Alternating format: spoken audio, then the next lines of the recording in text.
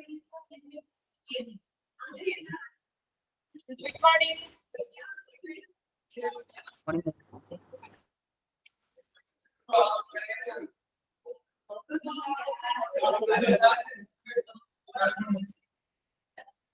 Okay, നമ്മൾ കഴിഞ്ഞ ക്ലാസ്സിൽ എവിടെ വരെ എടുത്തു നിർത്തിയത്?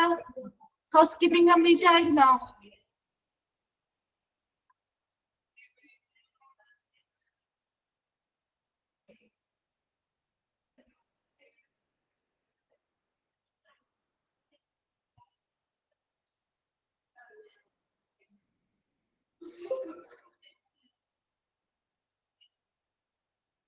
എവിടെ വരെ കഴിഞ്ഞ ക്ലാസ്സിൽ എടുത്തു നിർത്തിയത്?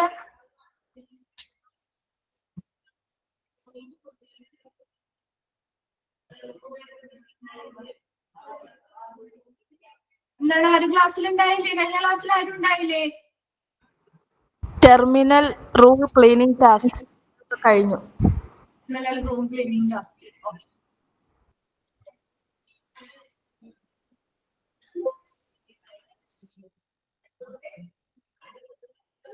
ഓക്കെ, നമ്മൾ കഴിഞ്ഞ ക്ലാസ്സിൽ ഏതായിരുന്നു റിവൈസ് ചെയ്യാൻ പറഞ്ഞിരുന്നേ? ഏത് ചാപ്റ്റർ ആണ്? മാർക്കറ്റിംഗ്. മാർക്കറ്റിംഗ് ആയിരുന്നു. ഓക്കെ, പഠിച്ചിട്ടുണ്ടോ?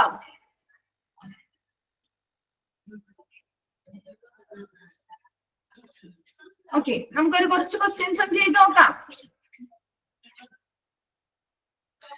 റെഡിയാണോ? ഓക്കെ, നോട്ട്സ് എടുക്കാം കേട്ടോ.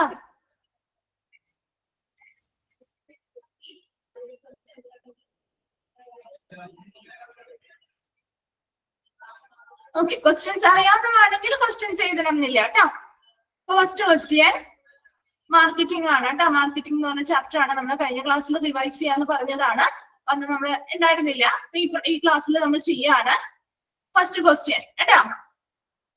Selling is just one of the several functions of dash. First question ആണ്. Selling is just one of the several functions of dash. Selling is just one of the several functions of dash. Selling is just one of the several functions of dash.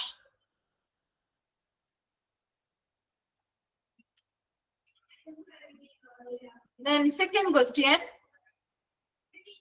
Which of the following is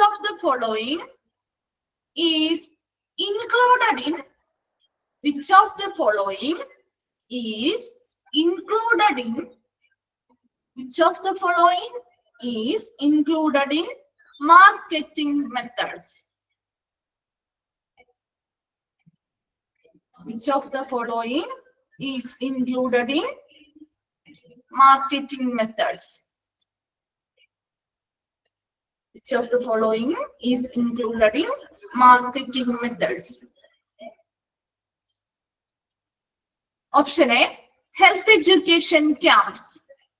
Option A, health education camps. Health education camps. Option B, awareness programs.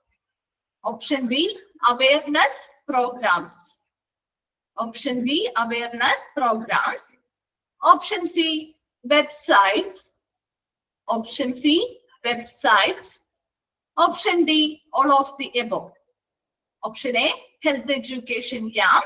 Option B, awareness program. Option C, websites. And option D, all of the above. Second question clear or no?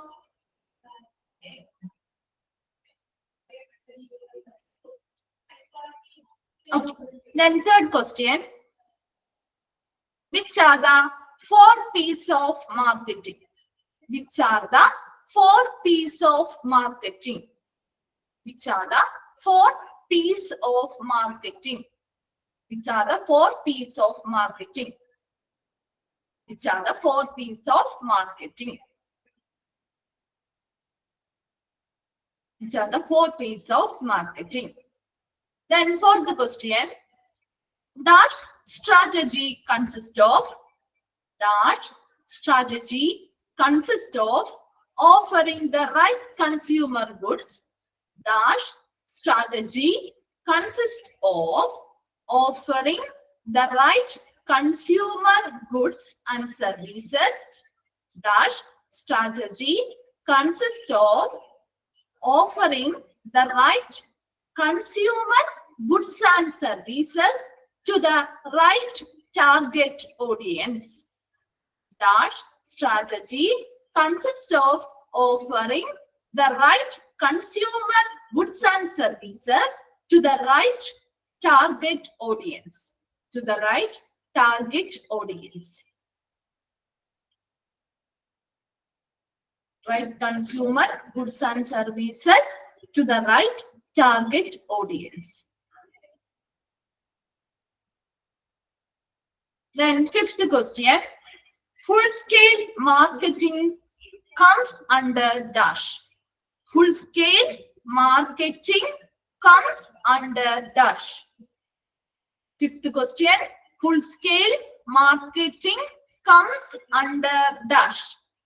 Full-scale marketing comes under dash. Full-scale marketing comes under dash. Full-scale marketing comes under dash.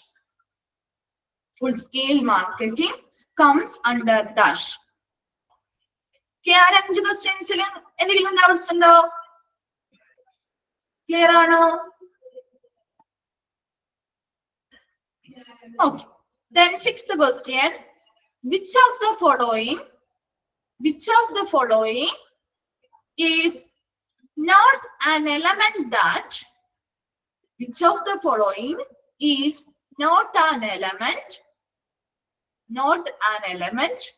that comes under the marketing plan? Which of the following is not an element that comes under the marketing plan? That comes under the marketing plan. Option A, analyze research. Option A, analyze research. Option B, market communication. Option A, analyze research. Option B, market communication. Option C, identify a budget. Option C, identify a budget. Option C, identify a budget. Option D, create an evaluation process. Option D, create an evaluation process. Option D, create an evaluation process. Sixth question, which of the following is not an element that comes under the marketing plan? Option A, analyze research. Option B, market communication. Option D, identify a budget. Option D, create an evaluation process. Then seventh question, the objective of marketing. The objective of marketing. Seventh question ആണ്. The objective of marketing is to make dash. The objective of marketing is to make dash. The objective of marketing is to make dash. The objective of marketing is to make dash. The objective of marketing is to make dash. Then eighth question, the mixing of 4 marketing strategies. The mixing of 4 marketing strategies is called a dash. The mixing of 4 marketing strategies is called a dash.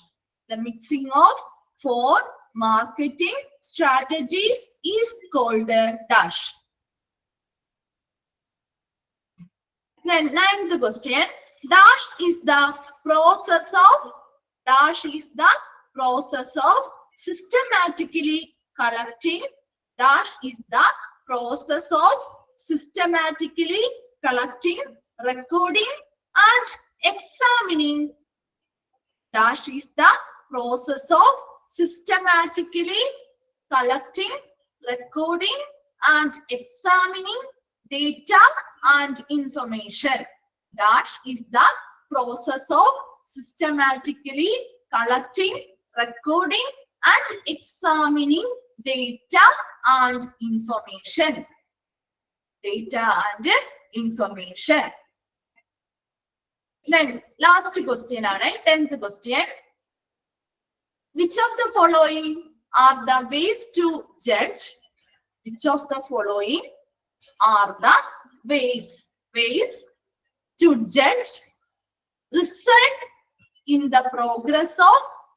Which of the following are the ways to judge results in the progress of results in the progress of a hospital marketing? Which of the following are the ways to judge results in the progress of a hospital marketing? Which of the following are the ways to judge results in the progress of a hospital marketing? Option A, patient survey scores. Option A, patient survey scores. Patient survey scores. Option B, decreased complaints. Option B, decreased complaints. Option A, patient survey scores. Option B, decreased complaints. Option C, increased new patients. Option C, increased new patients. Option C, increased new patients. Option D, all of the above. Option D, all of the above. Option A, patient survey scores. Option B, decreased complaints. Option 3, increase new patients. And option D, all of the above. 10 questions ഉണ്ട്. വേഗം answer ചെയ്തേ.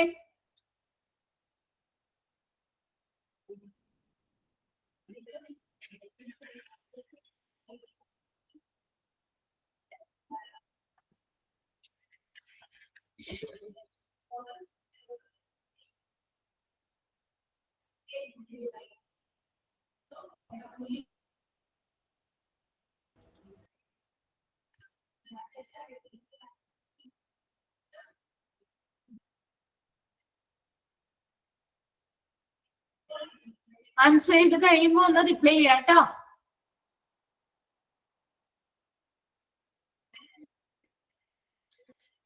First question and second question. First question in the selling is just one of the several functions of dash. Selling is just one of the several functions of dash. Second question, which of the following is included in marketing methods? Which of the following is included in marketing methods? Option A, health education camp. Option B, awareness programs. Option C, websites. And option D, all of the above.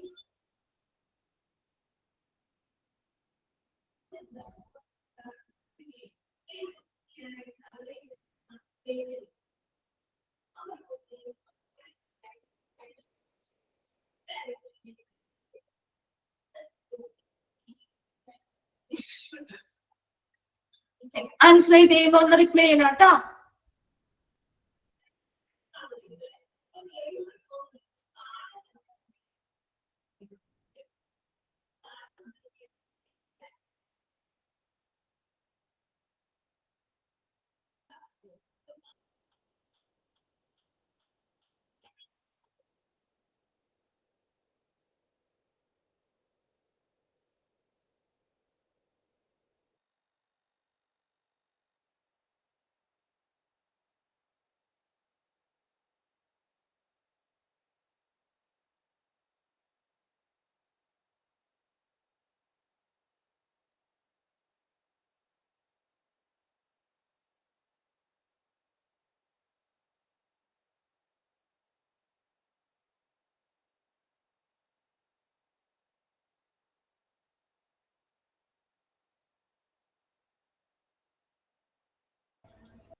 കഴിഞ്ഞോ?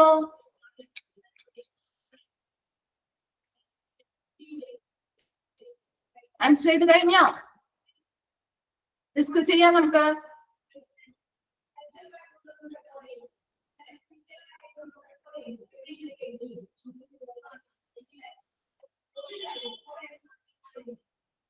Answer ചെയ്ത് കഴിഞ്ഞോ? ഒന്ന് reply ചെയ്യും. Okay, നമുക്കൊന്ന് discuss ചെയ്യാം കേട്ടോ. നോക്കിയേ, first question എന്തായിരുന്നു? Selling is just one of the several functions of dash. എന്താണ് അതിന്റെ ആൻസർ? എന്താണ് ആൻസർ? ഫസ്റ്റ് ക്വസ്റ്റ്യൻ ആൻസർ എന്തായിരുന്നു? വെരി ഗുഡ്, മാർക്കറ്റിംഗ് അല്ലെ. Selling is just one of the several functions of marketing. Then second question, which of the following is included in marketing methods? ഏതൊക്കെയാ ഉൾപ്പെടുന്നത്? ഏതായിരുന്നു second ക്വസ്റ്റ്യന്റെ answer? all of the above അല്ലെ. എല്ലാം വരുന്നുണ്ട് അല്ലെ, marketing മെത്തേഡിൽ വരുന്നതാണ് എല്ലാം അല്ലെ. Then third question, which are the 4 P's of marketing? ഏതൊക്കെയാണ് ഒന്ന് പറഞ്ഞേ. 4 P's of marketing ഏതൊക്കെ വരും? ഏതൊക്കെയാ വരുന്നത്? 4 P's. Product, then place, price, promotion അല്ലെ. 4 എണ്ണം. Product, price, place, promotion. ഈ പറയുന്ന 4 എണ്ണവും ഇതിൽ വരുന്നതാണ് 4 P's of marketing വരുന്നതാണ് കേട്ടോ. Then fourth question, dash strategy consists of offering the right consumer goods and services to the right target audience. ഏതാണ്? Product strategy. Very good, product strategy. Then fifth question, full scale marketing comes under ഏതിലാ വരുന്നത്? full scale marketing ഏതിലാ വരുന്നത്? commercialization. Very good, commercialization. Then sixth question, which of the following is not an element that comes under the marketing plan? Marketing planil ulpedatha element ഏതാ? ഏതായിരുന്നു ആ 4 ഓപ്ഷനിലും? ഏതാണ് sixth question answer? Market communication അല്ലെ. Market communication. ബാക്കി 3 marketing പ്ലാനിൽ ഉൾപ്പെടുന്നവയാണ് അല്ലെ. Then seventh question, the objective of marketing is to make dash. എന്താണ് ഒബ്ജക്റ്റീവ് എന്ന് പറയുന്നത്? selling surplus അല്ലെ. selling surplus. Very good. Then eighth question, the mixing of 4 marketing strategies is called dash. ഏതാണ്? mixing of 4 marketing strategies, marketing mix ആണ് അല്ലെ. marketing mix. Then ninth question, dash is the process of systematically collecting, recording and examining data and information. ഏതാണ് ആ process? ഏതാണ്? Market research. Very good, market research. Last question, which of the following are the ways to judge result in the progress of a hospital marketing? ഏതൊക്കെ വരുന്നുണ്ട്? ഏതൊക്കെയാണ് answer ചെയ്താ 10th ക്വസ്റ്റ്യന്റെ? all of the above ആണ് കേട്ടോ. all of the above ആണ്. എല്ലാം വരുന്നുണ്ട് അല്ലെ. നമ്മളൊരു ഹോസ്പിറ്റൽ മാർക്കറ്റിംഗിന്റെ പ്രോഗ്രസ് ജഡ്ജ് ചെയ്യാനായിട്ട് ഈ പറയുന്ന എല്ലാ മെത്തേഡുകളും നമ്മൾ യൂസ് ചെയ്യുന്നുണ്ട്. കിട്ടിയല്ലോ? 10 ക്വസ്റ്റ്യൻസ് ആണ് നമ്മൾ ഇമ്പോർട്ടന്റ് ആയിട്ടുള്ള ഭാഗത്തു നിന്നുള്ള ഒരു 10 ക്വസ്റ്റ്യൻസ് ആയിരുന്നു. എല്ലാവർക്കും ആൻസർ കിട്ടിയെന്ന് വിചാരിക്കുന്നു കേട്ടോ. ഓക്കെ, നമ്മൾ ഇനി കഴിഞ്ഞ ക്ലാസ്സിൽ നമ്മൾ എവിടെ വെച്ചാ നിർത്തിയത്? ഹൗസ് കീപ്പിംഗ് സർവീസില് ടെർമിനൽ റൂം ക്ലീനിങ് ടാസ്ക് വരെയല്ലേ എടുത്തത് അല്ലെ. ടെർമിനൽ റൂം ക്ലീനിങ് ടാസ്ക് വരെയല്ലേ എടുത്തത്? ഓക്കെ, നമുക്ക് ബാക്കി കണ്ടിന്യൂ ചെയ്യാം കേട്ടോ. ഓക്കെ, ടെർമിനൽ റൂം ക്ലീനിങ് ടാസ്കുകളിൽ എന്തൊക്കെയാ? നമ്മൾ ആദ്യത്തെ 2-3 പോയിന്റ് പറഞ്ഞിരുന്നു അല്ലെ. ഫസ്റ്റ് പോയിന്റ് എന്താ പറഞ്ഞത്? make firm that the patient has been discharged and room vacant. അപ്പൊ ടെർമിനൽ റൂം ക്ലീനിങ് ടാസ്ക് എന്ന് പറയുമ്പോൾ എപ്പോഴും ഒരു പേഷ്യന്റ് അഡ്മിറ്റ് ആയ ഒരു പേഷ്യന്റ് എന്ത് ചെയ്തു? അവിടെ പുതിയൊരു റൂമിലേക്ക് വരുന്നതിന് മുൻപ് നമ്മൾ ആ റൂം എന്ത് ചെയ്യണം? ഓൾറെഡി ഒരു പേഷ്യന്റ് യൂസ് ചെയ്തിട്ടുണ്ടാവും അല്ലെ. ഒരു പേഷ്യന്റ് ഉപയോഗിച്ച് അവർ ആ ഒരു റൂമിൽ നിന്ന് ഡിസ്ചാർജ് ആയി ട്രാൻസ്ഫർ ചെയ്ത് പോയി കഴിഞ്ഞ് കഴിയുമ്പോൾ പുതിയതായിട്ട് വരുന്ന ഒരു പേഷ്യന്റിന് ഈ റൂം എന്ത് ചെയ്യണം? നമ്മൾ ക്ലീൻ ചെയ്ത് റെഡിയാക്കി കൊടുക്കണം അല്ലെ. അപ്പൊ അതിനു വേണ്ടി നമ്മൾ ചെയ്യുന്ന ക്ലീനിങ് ടാസ്ക് ആണ് ടെർമിനൽ റൂം ക്ലീനിങ് ടാസ്ക് എന്ന് പറയുന്നത്. അപ്പൊ ഒരു പേഷ്യന്റ് ഓൾറെഡി ഉണ്ടായിരുന്നു, ആ പേഷ്യന്റ് അവിടുന്ന് ഡിസ്ചാർജ് ആയി ട്രാൻസ്ഫർ ചെയ്ത് പോയി കഴിഞ്ഞ് കഴിയുമ്പോൾ എപ്പോഴും നമ്മൾ ക്ലീൻ ചെയ്യാൻ പോകുന്നതിന് മുമ്പ് എന്തുറപ്പ് വരുത്തണം? ആ റൂം ഈ പറയുന്ന പേഷ്യൻസ് ഡിസ്ചാർജ് വാങ്ങിയ ആ റൂമിൽ പോയി, ഇപ്പൊ ആ റൂം വേക്കന്റ് ആയിട്ട് ഒഴിഞ്ഞു കിടക്കുകയാണ് എന്നാദ്യം ഉറപ്പുവരുത്തണം. രണ്ടാമത് പറഞ്ഞത് perform hand hygiene, wear gloves, place safety sign outside the door. എന്ത് ചെയ്യണം? അവർ ആ ഒരു ക്ലീൻ ചെയ്യുന്ന സ്റ്റാഫുകൾ എപ്പോഴും അവരുടെ ഹാൻഡ് ഹൈജീൻസ് വളരെ ഇമ്പോർട്ടന്റ് ആണ് അല്ലെ. വ്യക്തി ശുചിത്വം അല്ലെങ്കിൽ കൈയുടെ ശുചിത്വം വളരെ ഇമ്പോർട്ടന്റ് ആണ്. അതിനുവേണ്ടി അവർ എന്ത് ചെയ്യണം? എപ്പോഴും ക്ലീൻ ചെയ്യുന്നതിന് മുൻപ് ഗ്ലൗസ് ധരിച്ചിരിക്കണം. അതുപോലെ തന്നെ ആ റൂമിന്റെ ഡോറിന് പുറത്തായിട്ട് സേഫ്റ്റി സൈൻ ബോർഡുകൾ സ്ഥാപിക്കുകയും വേണം. Then third one ആണ് disinfecting mattress top, bottom and sides, replace cover, bed cover, pillow cover. ഇനി അവർ ഉപയോഗിച്ചിരുന്ന ആ ഒരു ബെഡുമായി ബന്ധപ്പെട്ട മെത്തയുമായി ബന്ധപ്പെട്ട എല്ലാ ഭാഗങ്ങളും മുകളിലും സൈഡിലും അവർ ആ ഒരു പേഷ്യന്റുമായിട്ട് ഏറ്റവും കോണ്ടാക്റ്റിൽ വരുന്ന എല്ലാ ഇടങ്ങളും നമ്മൾ എന്ത് ചെയ്യണം? ഡിസിൻഫെക്ട് ചെയ്യണം, അല്ലെങ്കിൽ അണുനശീകരണം നടത്തണം. അതുപോലെ ആ ബെഡിൽ ഉപയോഗിച്ചിരുന്ന ബെഡ് കവറുകളാണെങ്കിലും പില്ലോ കവർ ആണെങ്കിലും ഒക്കെ മാറ്റി പുതിയ ഒരെണ്ണം അവിടെ വിരിച്ചു കൊടുക്കുകയും വേണം.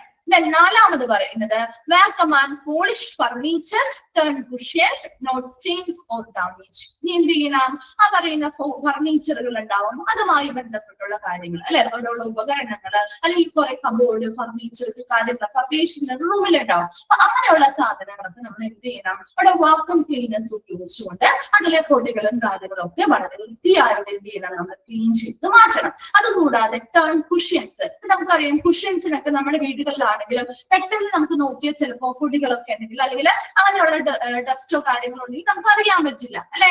അപ്പൊ അതേസമയം ഒരു വാക്യൂം ക്ലീനർ ഉപയോഗിച്ച് നോക്കിയേ, നല്ല രീതിയിൽ അതിന്റെ പൊടികളും കാര്യങ്ങളും ഒക്കെ വലിച്ചെടുത്ത് നല്ല നീറ്റ് ആൻഡ് ക്ലീൻ ആക്കി നമുക്കത് വെക്കാൻ പറ്റും. അപ്പൊ അതുപോലെയുള്ള കാര്യങ്ങൾ ഈ പറയുന്ന പേഷ്യൻസിന്റെ റൂമുകളിൽ നമ്മൾ ചെയ്യേണ്ടതായിട്ടുണ്ട്. അത് കൂടാതെ ക്ലീൻ ചെയ്യുന്ന സമയത്ത് ഏതെങ്കിലും ഇപ്പൊ കുഷ്യൻസിലാവാം അല്ലെങ്കിൽ ബെഡിലാവാം എവിടെയെങ്കിലും ഒക്കെ എന്തെങ്കിലും കറകൾ പറ്റിയിട്ടുണ്ടെങ്കിലോ അല്ലെങ്കിൽ ഇപ്പോ എന്തെങ്കിലും ബെഡിനോ അല്ലെങ്കിൽ എന്തെങ്കിലും ഫർണിച്ചറുകളൊക്കെ എന്തെങ്കിലും ഡാമേജുകൾ അല്ലെങ്കിൽ കേടുപാടുകളൊക്കെ സംഭവിച്ചിട്ടുണ്ടെങ്കിൽ അതൊക്കെ നോട്ട് ചെയ്ത് വെക്കേണ്ടത് ആ ക്ലീൻ ചെയ്യുന്ന സമയത്താണ്. അപ്പൊ ഏതൊക്കെ സാധനങ്ങൾക്കാണ് ഇതിന്റെ ഡാമേജുകൾ അല്ലെങ്കിൽ അത് ഏതിലൊക്കെയാണ് കറകൾ പറ്റിയിരിക്കുന്നത്, അപ്പൊ അതെന്ത് ചെയ്യണം? അത് മാറ്റി അത് റിപ്പയർ ചെയ്യാനായിട്ട് കൊടുത്ത് പകരം ഒരെണ്ണം മറ്റേ പേഷ്യന്റ് വരുന്നതിന് മുൻപ് അവിടെ റീപ്ലേസ് ചെയ്യാൻ വേണ്ടിയിട്ടാണ്. അങ്ങനെ കാര്യങ്ങളൊക്കെ ശ്രദ്ധിക്കണം എന്ന് പറയുന്നത്. ദെൻ അഞ്ചാമത്തെ clean and sanitise medical equipment. ഇനി ആ പേഷ്യന്റിന്റെ റൂമിലുള്ള മെഡിക്കൽ എക്യുപ്മെന്റ്സ്, ഇപ്പൊ ചിലപ്പോ ചില പേഷ്യൻസിന് ചിലപ്പോ നടന്ന് കാര്യങ്ങൾ ചെയ്യാൻ പറ്റാത്ത പേഷ്യൻസ് ആകുമ്പോൾ അത് അവർക്ക് സഹായിക്കാൻ അതിന് വേണ്ടിയിട്ട് ഹെൽപ്പ് ചെയ്യാനായിട്ട് വീൽ ചെയറുകൾ ആ റൂമിൽ ഉണ്ടാവും. അല്ലെങ്കിലോ IV പോർട്സ് എന്ന് പറയുന്നത് ഇൻട്രാവീനിയസ് പോർട്സ് എന്ന് പറയുന്നത് എന്തായിരിക്കും? നിങ്ങൾ ആ റൂമിൽ പേഷ്യൻസിന്റെ റൂമിലൊക്കെ ചെല്ലുമ്പോൾ കണ്ടിട്ടുണ്ടോ? അവിടെ ഡ്രിപ്സ് ഒക്കെ ഇടാൻ വേണ്ടിയിട്ട് സ്റ്റാൻഡ് ഇരിക്കുന്നത് കണ്ടിട്ടുണ്ടോ?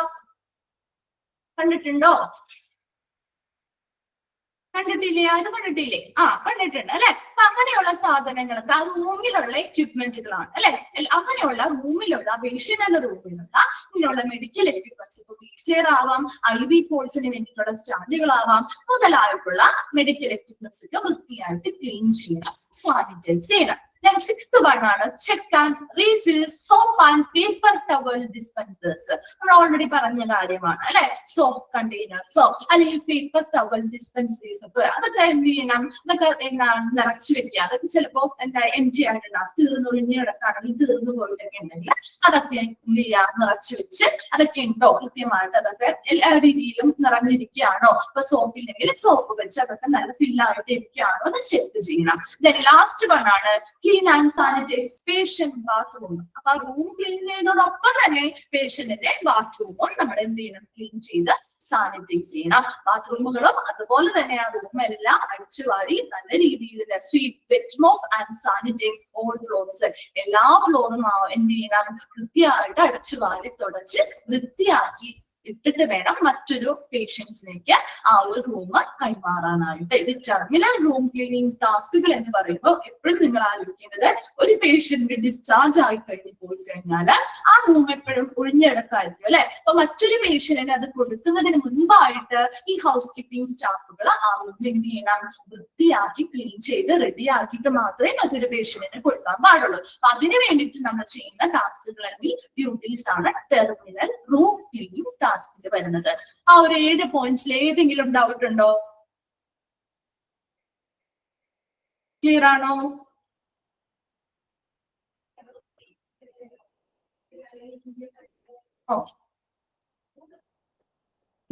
നെക്സ്റ്റ് നോക്കിയേ, daily house keeping for other hospital area. അപ്പൊ നമ്മളിപ്പോ പറഞ്ഞതൊക്കെ ഒരു ഹോസ്പിറ്റലിൽ വരുന്ന പേഷ്യൻസിന്റെ റൂം, അവരുടെ ബാത്റൂമുകള്, അല്ലെങ്കിൽ ഒരു പേഷ്യന്റ് ഡിസ്ചാർജ് ആയി പോയി കഴിഞ്ഞാൽ ആ റൂം ക്ലീൻ ചെയ്യുന്ന കാര്യങ്ങളാണ് അല്ലെ. മറ്റു ഏരിയയെ പറ്റി ഒന്നും നമ്മൾ പറഞ്ഞിട്ടില്ല. അപ്പൊ ഈ ഒരു ഹൗസ് കീപ്പിംഗ് ഡ്യൂട്ടി എന്ന് പറയുന്ന ഒരിക്കലും പേഷ്യന്റിന്റെ റൂം ക്ലീൻ ചെയ്യുക, അല്ലെങ്കിൽ അവർ പോയി ഡിസ്ചാർജ് ചെയ്ത് പോയി കഴിയുമ്പോൾ അവരുടെ റൂം ക്ലീൻ ചെയ്യുക, അല്ലെങ്കിൽ ബാത്റൂം ക്ലീൻ ചെയ്യുക മാത്രമല്ല ഉള്ളത് അല്ലെ. മറ്റ് ഹോസ്പിറ്റൽ ഏരിയാസും കൂടി ഇവര് ഡെയിലി ക്ലീൻ ചെയ്യേണ്ടതായിട്ടുണ്ട്. അപ്പൊ മറ്റ് ഹോസ്പിറ്റൽ ഏരിയാസ് ഈ ഹൗസ് കീപ്പിംഗ് സ്റ്റാഫുകൾ ചെയ്യുന്ന ഡെയിലി ചെയ്യുന്ന ഡ്യൂട്ടീസ് അല്ലെങ്കിൽ ജോലികൾ എന്തൊക്കെയാണ്, അതാണ് ഇനി നമ്മൾ നെക്സ്റ്റ് നോക്കാൻ പോകുന്നത്. ഫസ്റ്റ് വൺ നോക്കിയേ, cleaning up and sanitize surfaces contaminated by body fluids as per protocols.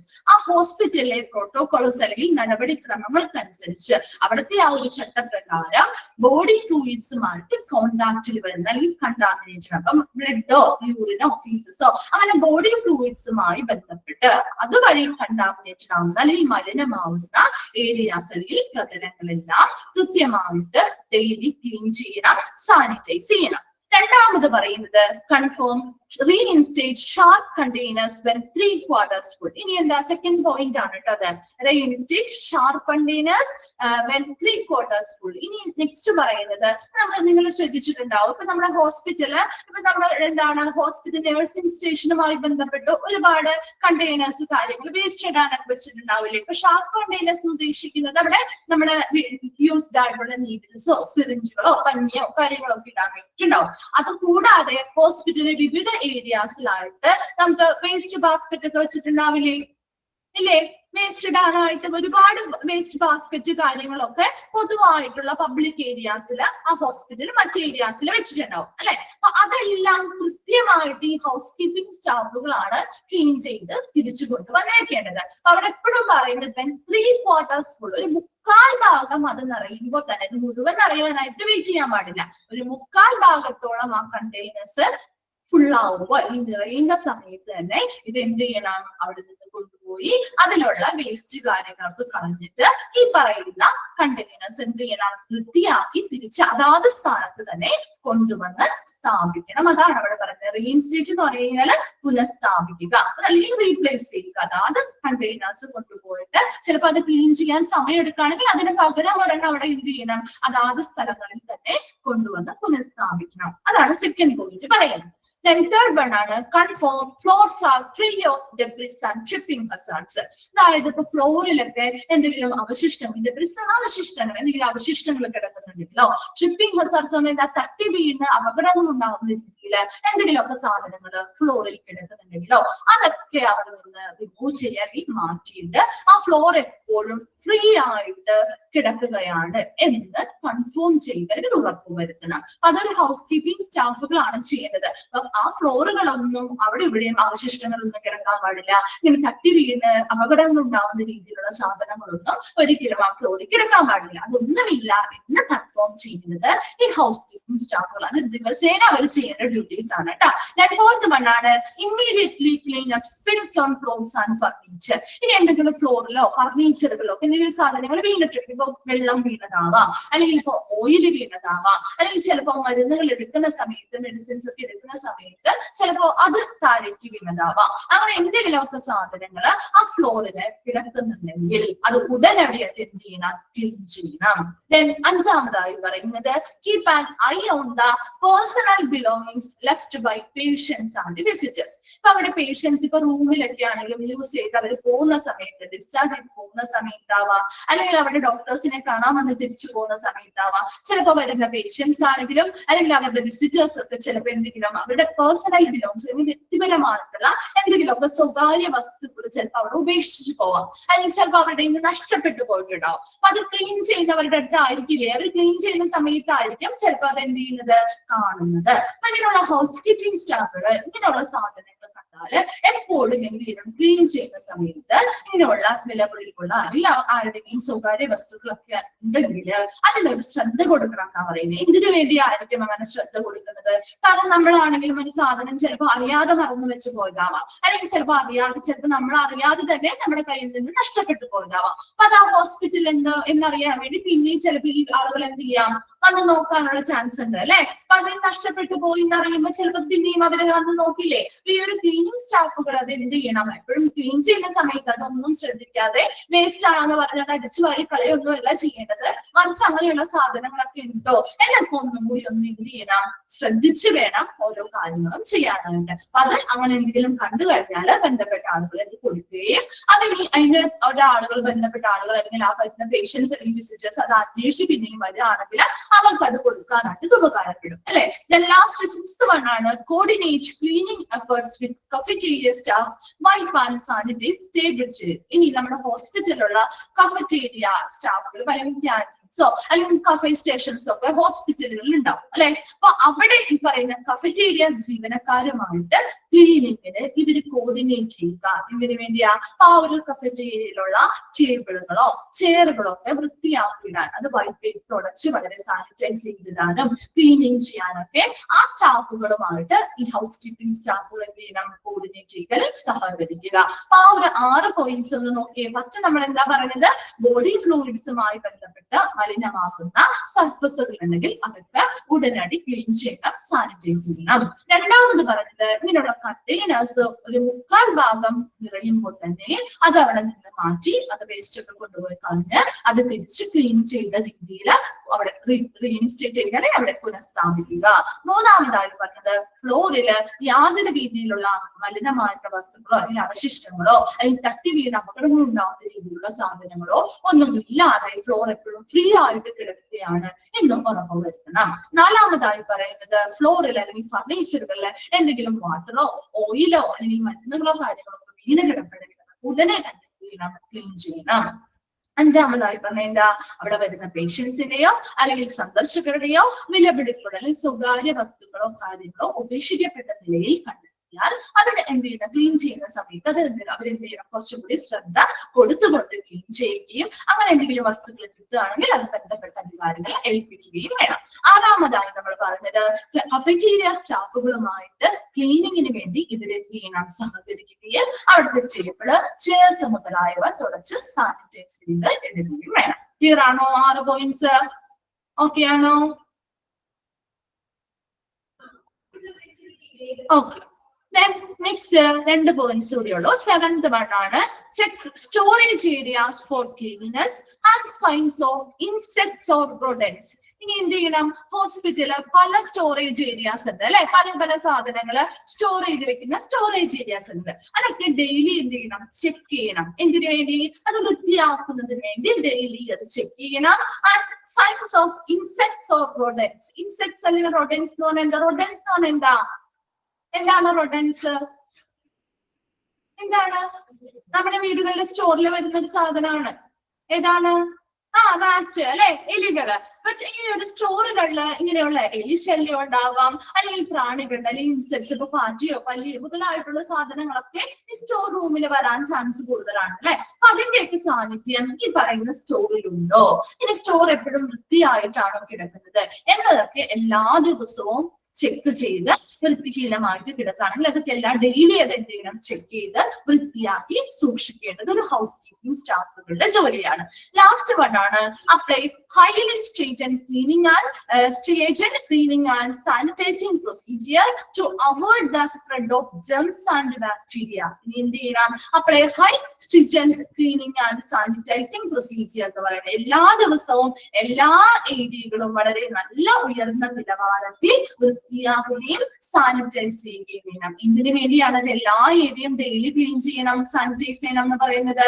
To avoid the spread of germs and bacteria. ജെംസിന്റെയും ബാക്ടീരിയയുടെ സ്പ്രെഡ് ആവുന്നതിനെ, അതൊക്കെ പടരുന്നതിനെ, അതുവഴി പലതരത്തിലുള്ള ഇൻഫെക്ഷൻസ് ഉണ്ടാവാൻ ചാൻസ് ഉണ്ട് അല്ലെ. അതൊക്കെ തടയുന്നതിന് വേണ്ടി എല്ലാ ഏരിയാസും ഡെയിലി ക്ലീൻ ചെയ്യുകയും സാനിറ്റൈസ് ചെയ്യുകയും വേണം. അത് അവരുടെ ഡെയിലി ടാസ്കുകളിൽ വരുന്നത് ഹൗസ് കീപ്പിംഗുമായി ബന്ധപ്പെട്ട ജോലികളിൽ അവരെ ഹോസ്പിറ്റലിലെ പേഷ്യൻസിന്റെ റൂമോ ബാത്റൂമോ അല്ലെങ്കിൽ മറ്റ് എന്താണ് ടെർമിനൽ ക്ലീനിങ് അല്ലാതെ ഡെയിലി മറ്റു ഹോസ്പിറ്റൽ ഏരിയാസ് എന്തൊക്കെ രീതിയിലാണ് ക്ലീൻ ചെയ്യുന്നത്. അതാണ് നമ്മളിപ്പോ 8 പോയിന്റ് ആയിട്ട് പറയുന്നത്. ഓക്കെ അല്ലേ? ആ 8 പോയിന്റ്സ് വരെയും ക്ലിയർ അല്ലേ? ഓക്കെ. നെക്സ്റ്റ് നമ്മൾ പറയുന്നത് പിന്നെ നമ്മുടെ ക്ലീനിങ് ടാസ്കും കാര്യങ്ങളൊക്കെ കഴിഞ്ഞു. ഇനി നമ്മൾ പറയാൻ പോകുന്നത് പ്രോപ്പർട്ടീസ് ഓഫ് ആൻ ഐഡിയൽ ഡിസിൻഫെക്ടന്റ്. ഒരു നല്ല ഐഡിയൽ ഡിസിൻഫെക്ടന്റ് എന്ന് പറഞ്ഞാൽ അണുനാശിനി അല്ലെ? നമ്മുടെ വീടുകളിൽ ഉപയോഗിക്കാറില്ലേ നിങ്ങൾ?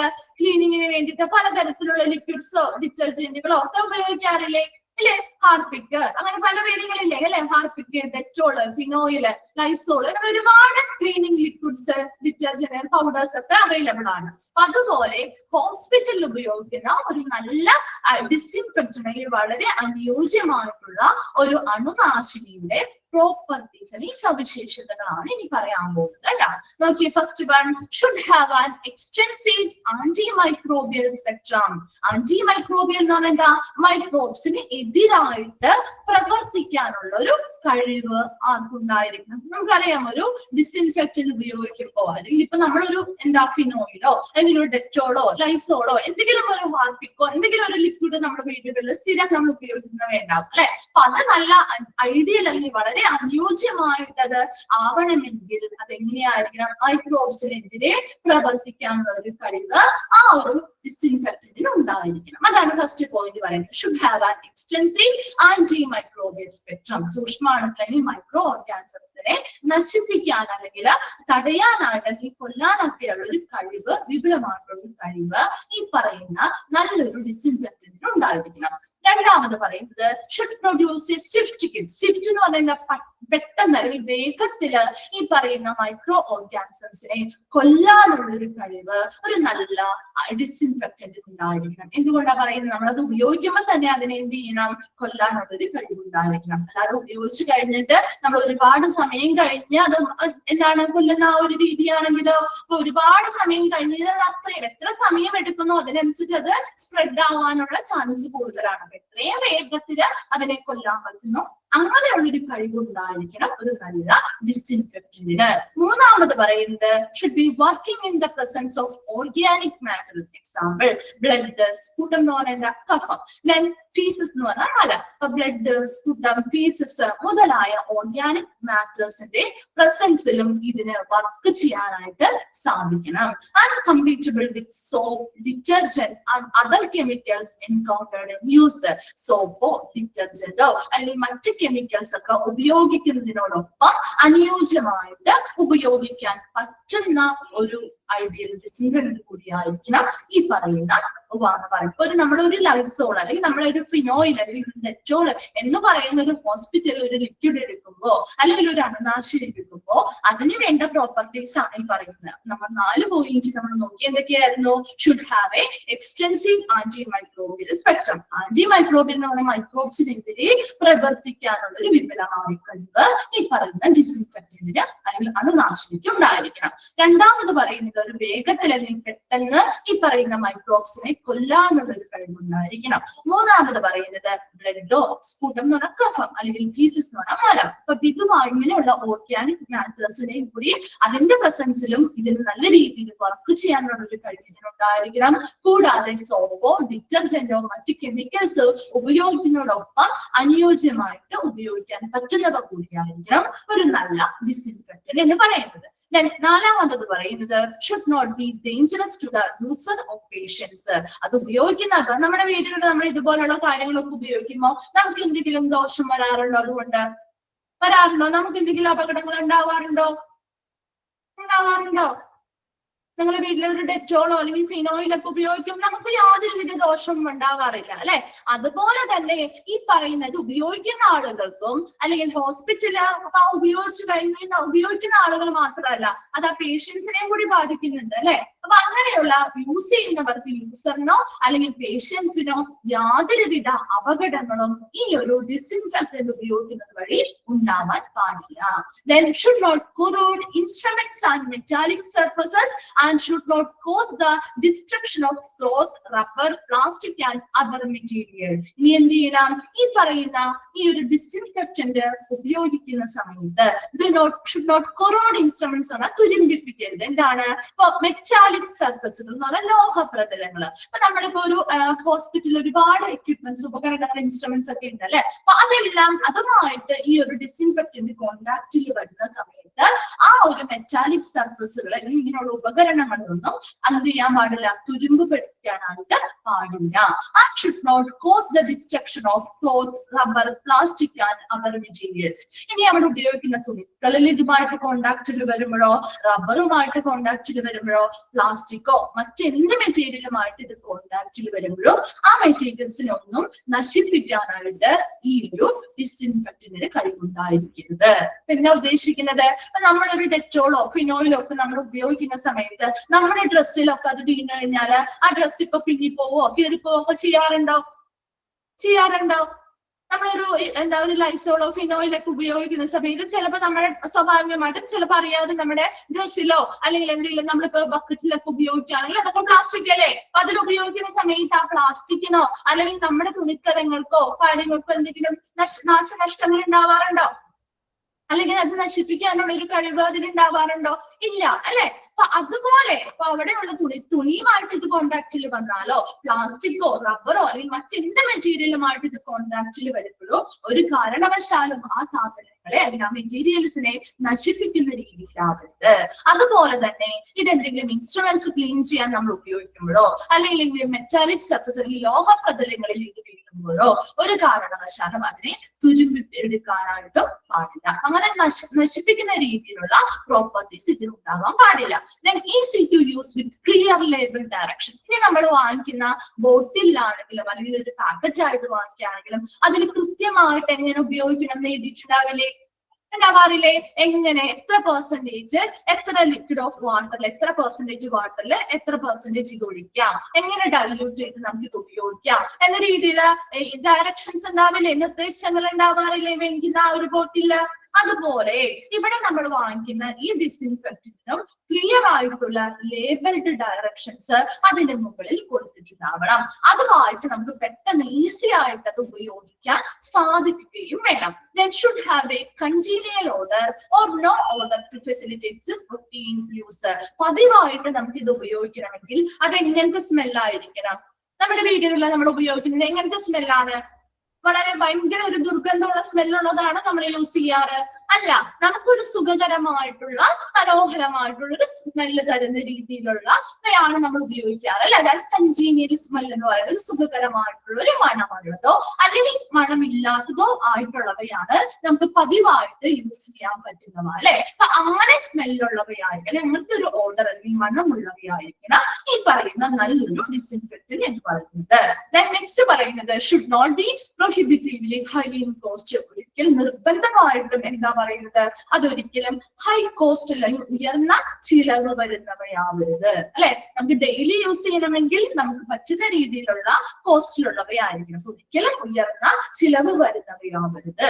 Then next എന്താ പറയുന്നത്, should be soluble as water. വെള്ളം പോലെ നമുക്ക് വെള്ളത്തിലൊക്കെ നമുക്ക് ലയിപ്പിച്ചല്ലേ നമ്മൾ യൂസ് ചെയ്യുന്നത്, അതുപോലെ വെള്ളത്തിലൊക്കെ ലയിക്കുന്ന രീതിയിലുള്ളവയായിരിക്കണം. And should be steady, concentrate and use dilution. നമുക്കത് കോൺസെൻട്രേറ്റഡ് ഫോമിലായിരിക്കും കിട്ടുന്നത്. അത് നമുക്ക് എന്ത് ചെയ്യാൻ പറ്റണം, ഡൈല്യൂട്ട് ചെയ്ത് അല്ലെങ്കിൽ നേർപ്പിച്ച് ഉപയോഗിക്കാൻ പറ്റുന്നവയായിരിക്കണം. And should have good cleaning properties. നല്ല ക്ലീനിങ് പ്രോപ്പർട്ടീസ് ഉള്ളവയായിരിക്കണം. Should not harm the environment on disposal. ഇനി ഇത് ഡിസ്പോസ് ചെയ്യുന്ന സമയത്ത് അല്ലെങ്കിൽ നിർമ്മാർജ്ജനം ചെയ്യുന്ന സമയത്ത് നമ്മുടെ എൻവയോൺമെന്റ് അല്ലെങ്കിൽ അന്തരീക്ഷത്തിനെ ദോഷകരമായി ബാധിക്കുന്ന രീതിയിലും ആവരുത്. ഒരു നല്ല ഐഡിയൽ ഡിസിൻഫെക്റ്റന്റ് അണുനാശിനിയുടെ പ്രോപ്പർട്ടീസ് അല്ലെങ്കിൽ സവിശേഷതകളാണ് നമ്മൾ പറഞ്ഞത്. ആ ഒരു പോയിന്റ്സ് വേഗം ഒന്ന് വായിച്ചു നോക്കിയേ. നമുക്ക് അറിയാവുന്ന കുറെ കാര്യങ്ങൾ തന്നെയാ പറയുന്നത്. എന്താ മൈക്രോബ്സിനെതിരെ പ്രവർത്തിക്കാനുള്ള ഒരു കഴിവുണ്ടായിരിക്കണം. രണ്ടാമത് നമ്മൾ എന്താ പറഞ്ഞേ, അവിടെ മൈക്രോബ്സോ കാര്യങ്ങളോ ഒക്കെ ഉണ്ടെങ്കിൽ അതിനെ പെട്ടെന്ന് കൊല്ലാനുള്ള ഒരു കഴിവുണ്ടായിരിക്കണം. Then organic matters, blood, sputum, pieces മുതലായവയുടെ പ്രസൻസിലും വർക്ക് ചെയ്യുന്നവയായിരിക്കണം. ഇനി ഒരു സോപ്പോ ഡിറ്റർജന്റോ മറ്റ് കെമിക്കൽസോ ഉപയോഗിക്കുന്നതോടൊപ്പം അനുയോജ്യമായിട്ട് ഉപയോഗിക്കാൻ പറ്റുന്നവയായിരിക്കണം. ദെൻ അത് ഉപയോഗിക്കുന്ന യൂസറിനോ പേഷ്യൻസിനോ അതുവഴി യാതൊരു അപകടങ്ങളും ഉണ്ടാകാൻ പാടില്ല. ഇൻസ്ട്രുമെന്റ്സ് അല്ലെങ്കിൽ മെറ്റാലിക് സർഫസുകളുമായിട്ട് ഇത് കോൺടാക്ട് ചെയ്ത് വരുമ്പോൾ അതിനെ കൊറോഡ് ചെയ്യുക അല്ലെങ്കിൽ തുരുപിടിക്കുന്ന രീതിയിലുള്ള പ്രോപ്പർട്ടീസ് ഒന്നും ഇത് കാണിക്കാൻ പാടില്ല. ഇനി തുണികളോടോ അല്ലെങ്കിൽ റബ്ബറോ പ്ലാസ്റ്റിക്കോ മറ്റ് എന്ത് മെറ്റീരിയലുമായിട്ട് ഇത് കോൺടാക്ട് ചെയ്ത് വരുമ്പോഴോ അതിനെ നശിപ്പിക്കുന്ന രീതിയിലുള്ളൊരു കഴിവ് ഇത് കാണിക്കാനായിട്ട് പാടില്ല.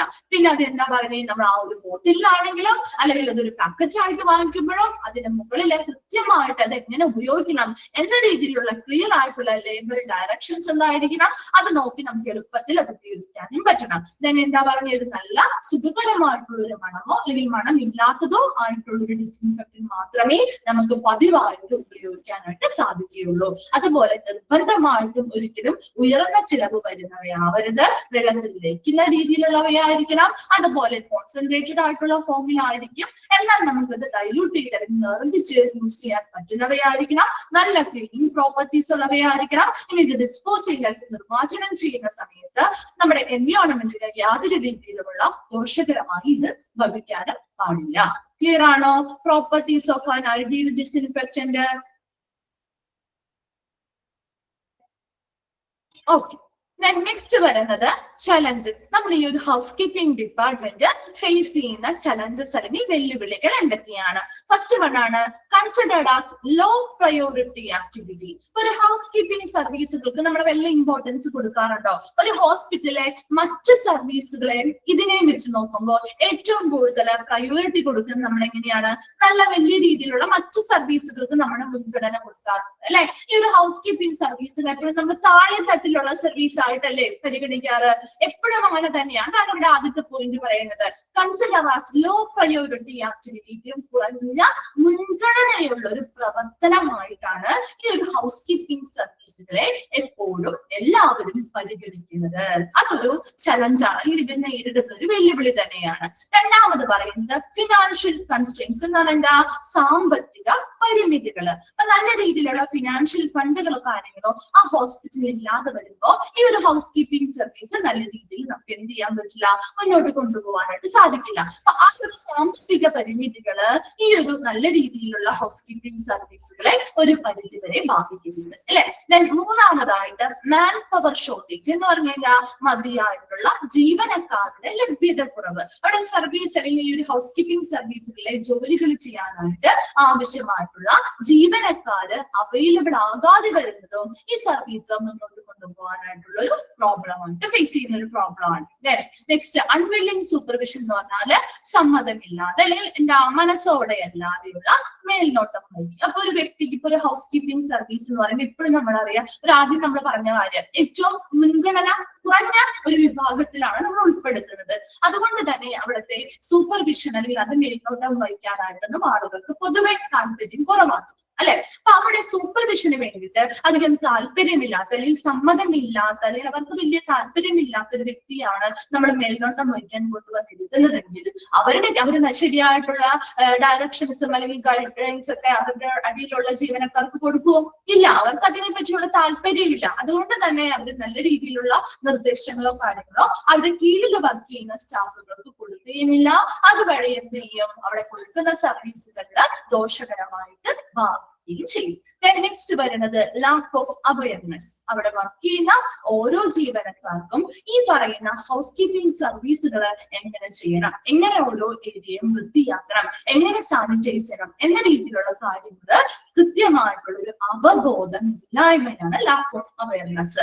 ആ ഒരു ക്ലീൻ ചെയ്യണം, എങ്ങനെ പ്രൊസീജിയറിലൂടെ ഏതൊക്കെ പ്രൊസീജിയറുകളെ ക്ലീൻ ചെയ്യണം, എങ്ങനെ സാനിറ്റൈസ് ചെയ്യണം എന്ന രീതിയിലുള്ള കാര്യങ്ങൾ അവിടുത്തെ ജീവനക്കാർക്ക് എന്ത് ചെയ്യുന്നില്ല, അതിനെക്കുറിച്ചുള്ള ഒരു അറിവ് അല്ലെങ്കിൽ അല്ലെങ്കിൽ ഒരു ബോധവൽക്കരണം അവർക്ക് ലഭിക്കാത്തത് മൂലം അവർക്ക് അതിനെക്കുറിച്ചുള്ള ഒരു അവബോധം ഇല്ലാതെയും ഈ ഒരു ഹൗസ് കീപ്പിംഗ് സർവീസ് ഫേസ് ചെയ്യുന്ന ഒരു പ്രോബ്ലമാണ്. ദെൻ കോൺഫ്ലിക്ട്സ് ആണ്. ഇന്ററപ്ഷൻസ് എന്ന് പറഞ്ഞാൽ തർക്കങ്ങളോ സംഘർഷങ്ങളോ അല്ലെങ്കിൽ തടസ്സങ്ങളോ. അവിടെയുള്ള ജീവനക്കാരുടെ ഇടയിൽ പല കാര്യങ്ങളും പറഞ്ഞ് പലതരത്തിലുള്ള തർക്കങ്ങൾ വന്നേക്കാം, അല്ലെങ്കിൽ പലതരത്തിലുള്ള സംഘർഷങ്ങൾ അവിടെയുള്ള ജീവനക്കാർ അല്ലെങ്കിൽ സ്റ്റാഫുകൾക്കിടയിൽ ഉണ്ടാവാം.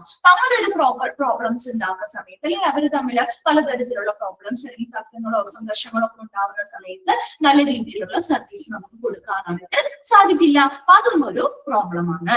ലാസ്റ്റ് വരുന്നതാണ് തെഫ്റ്റ് ആൻഡ് വേസ്റ്റേജ്, മോഷണവും പാഴാക്കല്.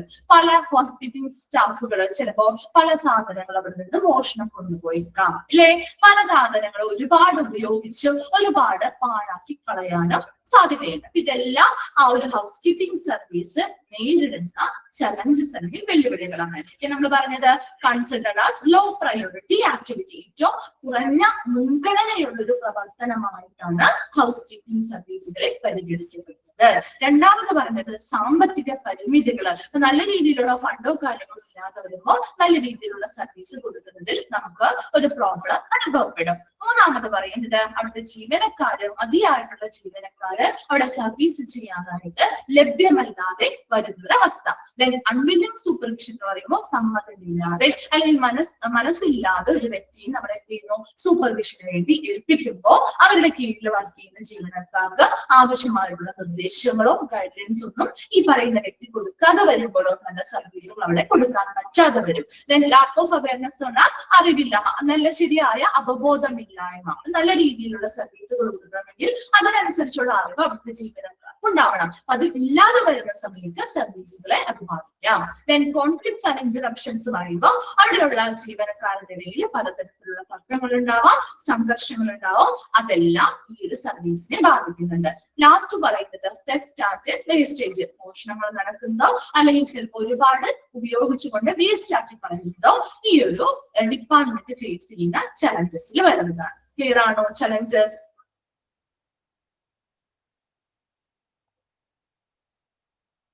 ഓക്കെ, അപ്പൊ നമ്മുടെ ഈ ഒരു ലാസ്റ്റ് ഭാഗമാണ് ഈ ഒരു ചാപ്റ്ററിലെ ഹൗസ് കീപ്പിംഗ് മാനേജറുടെ റെസ്പോൺസിബിലിറ്റീസ്. വളരെ സിമ്പിൾ ആയിട്ടുള്ള കാര്യമാണ് കേട്ടോ. അപ്പൊ നമുക്കൊരു രണ്ടോ പോയിന്റ്സ് ഒന്ന് ജസ്റ്റ് സ്റ്റാർട്ട് ചെയ്ത് വെക്കാം. ഹൗസ് കീപ്പിംഗ് മാനേജറുടെ റെസ്പോൺസിബിലിറ്റി. നെക്സ്റ്റ് ക്ലാസ്സിൽ മിസ് മെഡിക്കൽ എക്യുപ്മെന്റ്സ് സ്റ്റാർട്ട് ചെയ്യും കേട്ടോ. മെഡിക്കൽ എക്യുപ്മെന്റ്സ് നോട്ട്സ് കാര്യങ്ങളൊക്കെ ഒന്ന് നിങ്ങളൊന്ന് കയ്യിൽ കരുതിയ കേട്ടോ. മെഡിക്കൽ എക്യുപ്മെന്റ്സ് നമുക്ക് നെക്സ്റ്റ് നാളെ നമുക്ക് ഫ്രൈഡേ അല്ലേ നമുക്ക് ക്ലാസ് ഉണ്ടല്ലോ. അപ്പൊ നമുക്ക് നെക്സ്റ്റ് ക്ലാസ്സിൽ മെഡിക്കൽ എക്യുപ്മെന്റ്സ് അതുകൂടിയല്ലേ നിങ്ങൾക്ക് സ്റ്റാർട്ട് ചെയ്യാനുള്ളൂ അല്ലെ? ബാക്കിയെല്ലാം ഓൾറെഡി ഓൾമോസ്റ്റ് ഇപ്പോ എടുത്തുകൊണ്ടിരിക്കുകയല്ലേ. ഇനി ഒരു ചാപ്റ്റർ ഷെറീന മാമിന്റെ കംപ്ലീറ്റ് ആവാനുണ്ട് അല്ലെ.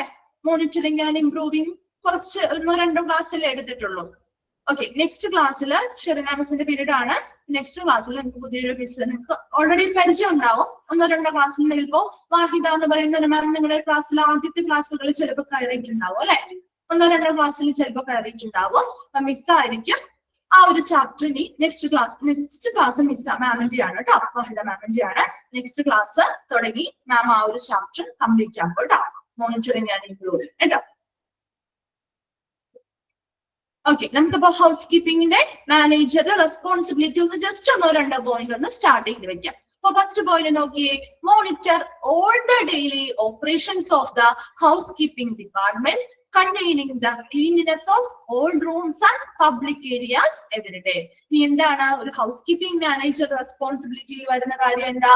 ദിവസേനയുള്ള എല്ലാ പ്രവർത്തനങ്ങളും, ഏത് ഒരു ഹൗസ് കീപ്പിംഗ് ഡിപ്പാർട്ട്മെന്റിലെ ദിവസേനയുള്ള എല്ലാ പ്രവർത്തനങ്ങളും അതിൽ എന്തൊക്കെ വരുന്നുണ്ട്? Containing the cleanliness of all rooms, എല്ലാ റൂമുകളും അവരെല്ലാ ദിവസവും വൃത്തിയാക്കണം. ആൻഡ് പബ്ലിക് ഏരിയാസ്, പൊതു ഇടങ്ങള്, അതുപോലെ എല്ലാ റൂമുകളും മുതലായിട്ടുള്ള എല്ലാ ഏരിയാസും എവരിഡേ എല്ലാ ദിവസവും വൃത്തിയാക്കേണ്ടത് ഒരു ഹൗസ് കീപ്പിംഗ് ഡിപ്പാർട്ട്മെന്റിലെ ദിവസേനയുള്ള പ്രവർത്തനങ്ങളിൽ വരുന്ന കാര്യങ്ങളാണ്. അങ്ങനെയുള്ള എല്ലാ കാര്യങ്ങളും ഹൗസ് കീപ്പിംഗ് ഡിപ്പാർട്ട്മെന്റിലെ ദിവസേനയുള്ള എല്ലാ പ്രവർത്തനങ്ങളെയും മോണിറ്റർ ചെയ്യാനും നിരീക്ഷിക്കുന്നത് ഒരു ഹൗസ് കീപ്പിംഗ് മാനേജറുടെ റെസ്പോൺസിബിലിറ്റി ആണ്. രണ്ടാമത് പറയുന്നത് lead, hire and train housekeeping staff to stick to high standards of cleanliness and customer contentment. ഇനി എന്താണ്? അവിടെ നല്ല ഉയർന്ന നിലവാരത്തിലുള്ള വൃത്തി അല്ലെങ്കിൽ നല്ല ഉയർന്ന നിലവാരത്തിലുള്ള സർവീസുകൾ ഈ ഒരു ഡിപ്പാർട്ട്മെന്റ് കൊടുക്കണമെങ്കിൽ എന്ത് ചെയ്യണം? നല്ല സർവീസുകൾ കൊടുക്കുമ്പോൾ സ്വാഭാവികമായിട്ടും അവിടെ കസ്റ്റമേഴ്സിനെ കണ്ടന്റ് എന്ന് പറയുന്നത് സാറ്റിസ്ഫാക്ഷൻ അല്ലെങ്കിൽ അവരുടെ സംതൃപ്തി അല്ലെ? നല്ല സർവീസുകൾ കൊടുത്താൽ മാത്രമേ കസ്റ്റമേഴ്സിനെ സാറ്റിസ്ഫൈഡ് ആക്കാൻ പറ്റുള്ളൂ അല്ലെ? അപ്പൊ നല്ല നല്ല സർവീസ് അല്ലെങ്കിൽ ഉയർന്ന നിലവാരത്തിലുള്ള അല്ലെങ്കിൽ ഉയർന്ന മാനദണ്ഡങ്ങൾ പ്രകാരമുള്ള വൃത്തിയാക്കലുകൾ അല്ലെങ്കിൽ വൃത്തിയായിട്ടുള്ള ഓരോ അന്തരീക്ഷങ്ങളും പേഷ്യൻസിനെ പ്രൊവൈഡ് ചെയ്യുന്നത് വഴി പേഷ്യൻസിനെ സാറ്റിസ്ഫൈഡ് ആക്കണം അല്ലെ? അങ്ങനെ പേഷ്യൻസിനെ സംതൃപ്തരാക്കുന്നതിന് വേണ്ടി മതിയായിട്ടുള്ള അവരെ എന്ത് ചെയ്യണം? ലീഡ് ചെയ്യണം. അവിടെയുള്ള ജീവനക്കാർക്ക് ആവശ്യമായ നിർദ്ദേശങ്ങൾ അല്ലെങ്കിൽ അവരെ നയിക്കണം. ആൻഡ് ഹയർ ചെയ്യുക എന്ന് പറഞ്ഞാൽ ആവശ്യമായിട്ടുള്ള സ്റ്റാഫുകൾ മതിയായിട്ടുള്ള ജീവനക്കാർ ഇല്ല എങ്കിൽ അവരെ എന്ത് ചെയ്യണം? നിയമിക്കണം.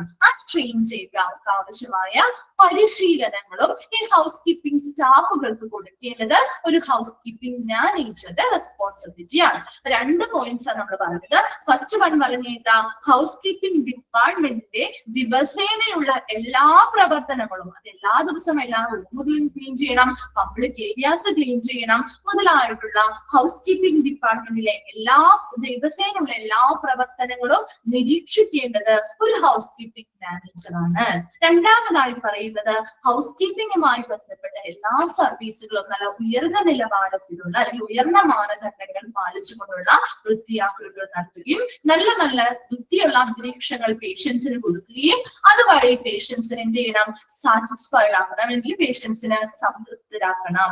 അതിനു വേണ്ടിയിട്ട് അവിടെ ഹൗസ് കീപ്പിംഗ് സ്റ്റാഫുകളെ ആവശ്യമായ നിർദ്ദേശങ്ങൾ നൽകുക, അവരെ നല്ല രീതിയിൽ നയിക്കുക, മതിയായിട്ടുള്ള ജീവനക്കാരുണ്ടെങ്കിൽ അവരെ നിയമിക്കുക, അവർക്ക് ആവശ്യമായ ട്രെയിനിങ്ങുകൾ അല്ലെങ്കിൽ പരിശീലനങ്ങൾ കൊടുക്കേണ്ടത് ഒരു ഹൗസ് കീപ്പിംഗ് മാനേജറിന്റെ റെസ്പോൺസിബിലിറ്റിയാണ്. കിട്ടിയോ? 2 പോയിന്റ്സ് ക്ലിയർ ആണോ?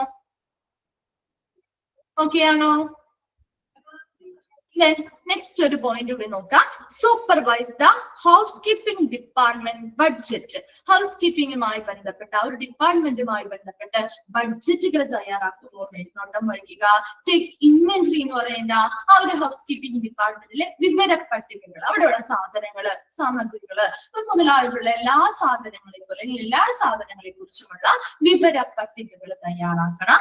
ബഡ്ജറ്റുകൾ തയ്യാറാക്കുമ്പോഴും കൃത്യമായിട്ട് സൂപ്പർവൈസ് ചെയ്യുന്നത് മേൽനോട്ടം വഹിക്കേണ്ടത് ഒരു ഹൗസ് കീപ്പിംഗ് മാനേജറാണ്. And make sure that of adequate cleaning supplies. ഇനി അവിടെ നല്ല രീതിയിലുള്ള സർവീസുകൾ കൊടുക്കാൻ ആവശ്യമായ മതിയായിട്ടുള്ള ക്ലീനിങ് സാധനങ്ങൾ ആവശ്യമായിട്ടുള്ള അളവിൽ അവിടെ ഉണ്ടോ എന്നത് ഉറപ്പുവരുത്തേണ്ടതും ഒരു ഹൗസ് കീപ്പിംഗ് മാനേജറുടെ റെസ്പോൺസിബിലിറ്റിയാണ്. തേർഡ് പോയിന്റ് എന്താ പറഞ്ഞത്? ഹൗസ് കീപ്പിംഗ് ഡിപ്പാർട്ട്മെന്റുമായി ബന്ധപ്പെട്ട് ബഡ്ജറ്റുകൾ തയ്യാറാക്കുമ്പോഴും ഇൻവെന്ററി അല്ലെങ്കിൽ വിവരപ്പട്ടികകൾ തയ്യാറാക്കുമ്പോഴും സൂപ്പർവൈസ് ചെയ്യുക അല്ലെങ്കിൽ മേൽനോട്ടം വഹിക്കുക. രണ്ടാമത് പറഞ്ഞാ make sure that of adequate cleaning supplies. Clean ചെയ്യാനായിട്ടുള്ള മതിയായ സാധനങ്ങൾ ആ ഒരു ഡിപ്പാർട്ട്മെന്റിൽ ഉണ്ടോ എന്ന് ഉള്ളത് ഉറപ്പുവരുത്തേണ്ടതും ഒരു ഹൗസ് കീപ്പിംഗ് മാനേജറുടെ റെസ്പോൺസിബിലിറ്റിയാണ്. 3 പോയിന്റ് ആണ് നമ്മൾ പറഞ്ഞിരിക്കുന്നത്. ബാക്കി നമുക്ക് നെക്സ്റ്റ് ക്ലാസ്സിൽ കണ്ടിന്യൂ ചെയ്യാം. ഒരു ചാപ്റ്റർ കംപ്ലീറ്റ് ആവും. നെക്സ്റ്റ് ഒരു പുതിയ ചാപ്റ്റർ സ്റ്റാർട്ട് ചെയ്യുകയും ചെയ്യും കേട്ടോ. മെഡിക്കൽ എക്യുപ്മെന്റ്സ് നമ്മൾ സ്റ്റാർട്ട് ചെയ്യും കേട്ടോ. Okay, thank you. Thank you.